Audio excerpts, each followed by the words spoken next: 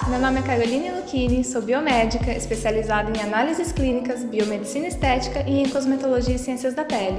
E hoje vamos falar um pouquinho sobre como o estresse interfere na queda capilar.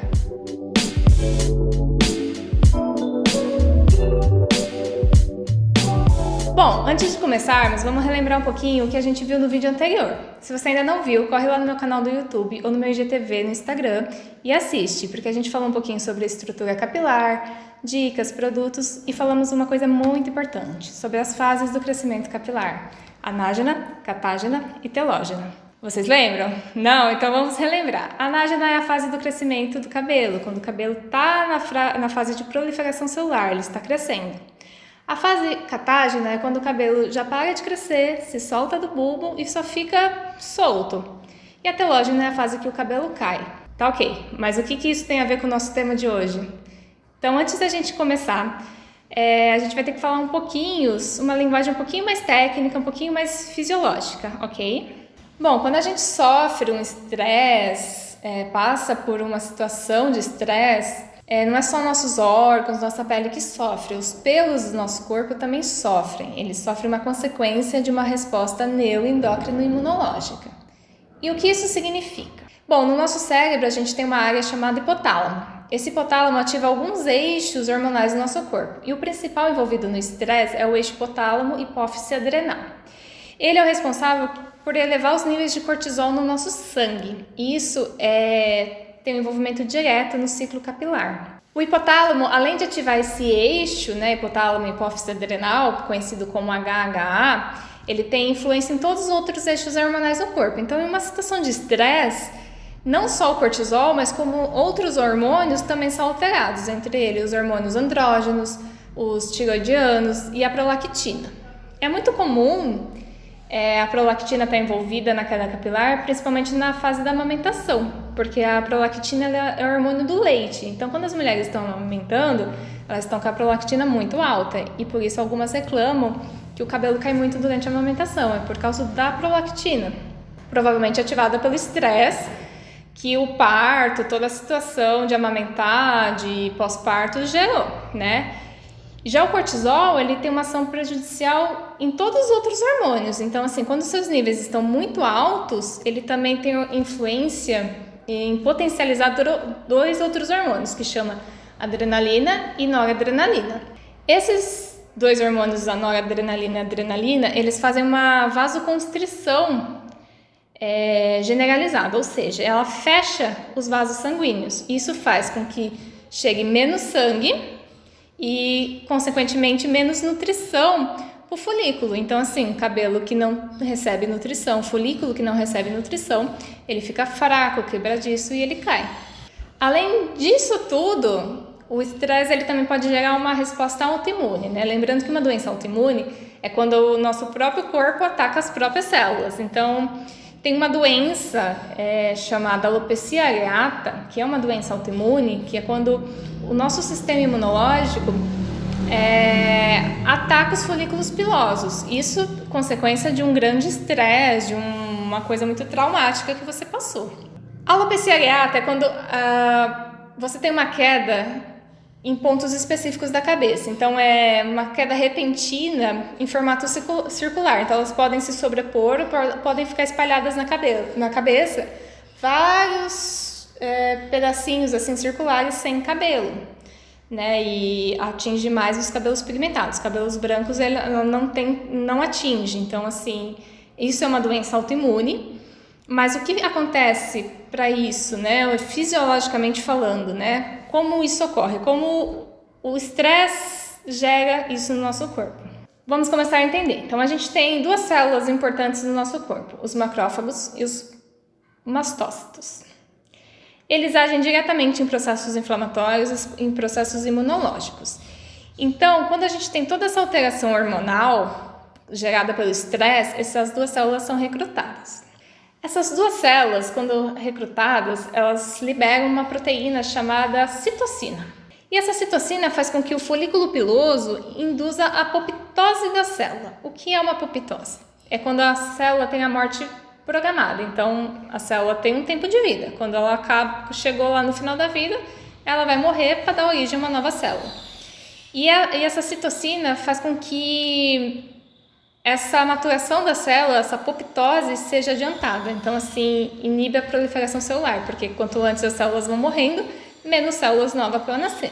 Resumindo, isso leva a uma interrupção do crescimento capilar. Então, a fase telógena, que é a última fase que o fio se desprende e cai, né?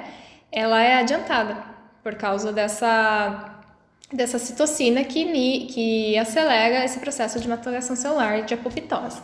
Ou seja, o folículo ele não está doente, mas o seu relógio biológico, devido a todas essas alterações hormonais, ele fica reprogramado para diminuir o crescimento normal de maneira prematura. Então, assim, isso causa uma queda normal do cabelo, que a gente chama de eflúvio telógeno, que é quando o cabelo cai sem nenhuma razão, sem nenhuma explicação, devido a alterações hormonais.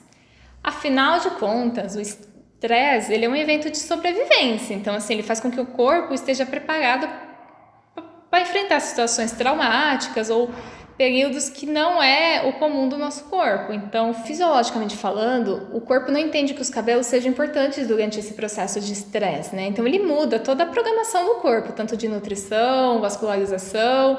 Então, o cabelo deixa de receber os nutrientes que antes eram destinados a ele, porque o corpo manda para outro lugar, entendendo que outros órgãos, outras partes necessitam mais do que o cabelo, por isso que a gente tem a queda. Então, a gente percebe que isso é um problema de nutrição dos fios, porque não consegue chegar aos nutrientes suficientes que ele precisa para crescer saudável na fase anágena. Em casos de dietas muito radicais, as dietas, além de ter uma defasagem de vitaminas, cálcios, minerais, proteínas, né, elas geram estresse no nosso corpo. Essa deficiência calórica gera estresse no nosso corpo, por isso quem faz dietas radicais, com restrições calóricas muito fortes, geralmente vai ter uma queda capilar. Mas como a gente faz para não deixar isso acontecer, para a gente regular o estresse? Bom, é difícil, né? Principalmente nos dias atuais. Mas assim, alimentação saudável, rotina de exercício, sono regulado, parece receita de bolo, mas é o essencial para a gente ter uma qualidade de vida boa e para os nossos cabelos não serem afetados, porque o cortisol, né, o estresse não afeta só o cabelo, afeta a pele, afeta outros órgãos. E isso é prejudicial para nós mesmos. Então, assim, vamos tentar manter menos estresse na nossa vida, relaxar mais, né? E você sabe o que mais o estresse faz? Ele deixa os cabelos brancos. Pois é, você já ouviu aquela frase que a pessoa fala assim: ah, você tá me deixando louco, vou ficar com cabelos brancos de tanta preocupação? Ou você já ouviu falar sobre a síndrome da Maria Antonieta? A síndrome dela é uma lenda que conta que antes dela ser mandada para a guilhotina, né? Maria Antonieta foi a rainha da França, para quem não sabe, e foi decapitada, né? E antes dela ser mandada para a guilhotina, na noite anterior seus cabelos inteirinhos ficaram brancos. Provavelmente isso é um mito, né? Mas hoje a gente sabe que o estresse ele exerce um papel importante nesse processo de branqueamento dos cabelos. E como isso acontece? Bom, foi difícil para os pesquisadores descobrirem. Eles fizeram uma série de testes. Bom, tudo começa nos folículos capilares. Nós humanos temos cerca de 100 mil cavidades que dão origem a vários fios durante toda a nossa vida. E na base de cada folículo capilar, a gente tem uma célula chamada queratinócito. O queratinócito ele forma o cabelo de baixo para cima, empilhando-se uns sobre os outros. E quando eles vão morrendo, eles vão deixando para trás a queratina, que é uma proteína sem cor, que dá a textura, a resistência dos fios, né? A gente falou isso no vídeo anterior. E à medida que esses queratinócitos vão construindo os fios, temos uma outra células vizinhas chamadas de melanócitos. Esses melanócitos, eles são responsáveis por produzir a melanina. A melanina é o pigmento que dá cor nos nossos fios de cabelo, a pele e tudo mais. O nosso organismo produz dois tipos de melanina. A eumelanina, que é o castanho escuro ou preto, e a felmelanina, que é o loiro ou ruivo. Combinado em diferentes proporções, eles geram uma grande variedade por ser humano, né? Tanto é que a cor mais comum no mundo do cabelo é o preto. 84% da população tem cabelo preto, 11% da população tem cabelo castanho, 3% tem cabelo loiro e 2% da população mundial tem cabelo ruivo. Isso é a combinação entre essa... tem gente que tem mais a felmelanina, tem gente que tem mais essa eumelanina. Tá, mas o que isso tem a ver? Em qualquer fase da nossa vida, 80 a 90% dos cabelos eles estão na fase ativa de crescimento, que é a fase anágena. E ao final desse estágio, o folículo ele seca. E esses queratinócitos e esses melanócitos, eles têm aquela morte celular programada, apoptose. Então, quando eles constroem o fio, o folículo secou, eles morrem. Eles fizeram já a parte dele e eles morrem. E esse folículo entra numa fase de repouso, que é quando os fios estão caindo. Só que para produzir novo fio de cabelo, são recrutados células troncos que produzem melanócitos e que produzem queratinócitos. Só que aí a gente tem um problema. Porque as células troncos que dão origem aos queratinócitos, que são as células que produzem o fio, elas vivem muito mais que as células troncos que dão origem aos melanócitos, que produzem a cor. O que isso significa? Que estão sendo produzidos muito fios, mas alguns vão começar a se produzir sem pigmento, porque essa célula está vivendo mais do que a que produz cor. Conforme a gente vai envelhecendo, as células vão morrendo, a gente vai ficando com o cabelo branco por causa disso, porque os queratinócitos estão aqui produzindo fio e os melanócitos já não tem quase mais células. As células estão morrendo e não estão sendo produzidas novas células, por isso a gente tem cabelo, mas a gente não tem cor.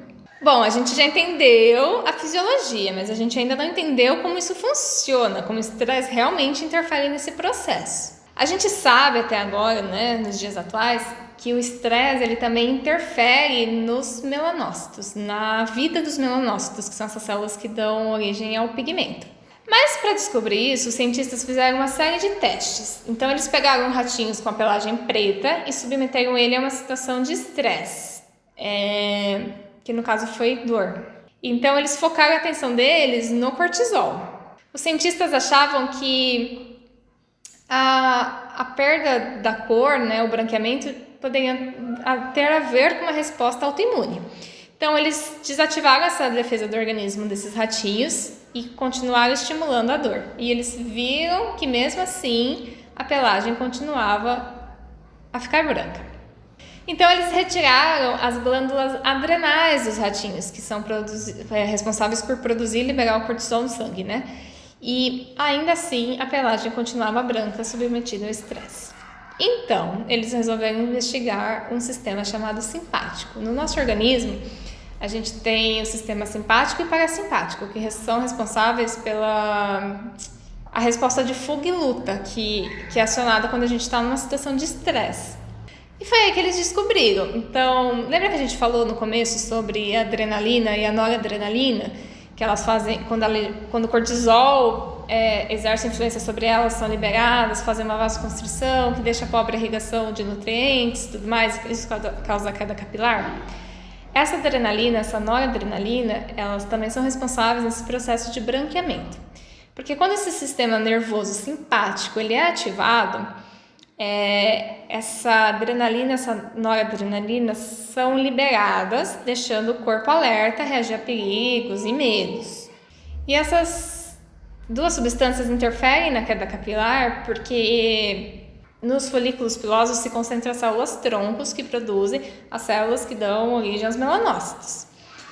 E conforme elas vão morrendo, essas células troncos vão se repondo, né? Isso acabamos de falar. E nessa pesquisa com os ratinhos, os pesquisadores descobriram que essa noradrenalina liberada pelo sistema simpático durante uma resposta de estresse, ela vai acelerar a morte dessas células troncos que produzem o pigmento. E isso faz com que, a célula tronco que produz o melanócito já vive menos que os queratinócitos, por isso a gente tem fio e menos pigmento. Essa noradrenalina vai fazer com que a vida dessas células tronco sejam mais rápidas ainda. Então, assim, elas vão induzir essa maturação, essa morte programada da célula mais rápido do que ela deveria acontecer. Isso pode acontecer não só durante a vida, questões de dias. É difícil, né? A gente teve que falar um pouquinho técnico, né? Um pouquinho entrar bem na fisiologia, mas senão não tem como a gente entender. O que acontece é que a gente não tem como fugir muito, né? A gente tem que ter uma alimentação balanceada, dormir bem, praticar atividades físicas e tentar viver bem, né? Tentar diminuir esse nível de cortisol e dos outros hormônios. É difícil, principalmente nos dias atuais. Mas não adianta você tratar o problema se você não tratar a causa. Você pode fazer microagulhamento, enzima, o que você quiser no seu cabelo. Se você tiver com o nível de cortisol alto, você não vai responder aos tratamentos. Então, por isso, primeiro você tem que regular esses níveis de cortisol, tratar, tentar ficar menos estressado. E daí sim a gente consegue tratar o problema. Então é isso, espero que vocês tenham gostado. Qualquer dúvida, crítica, sugestão, pode deixar nos comentários. Muito obrigada e até o próximo vídeo.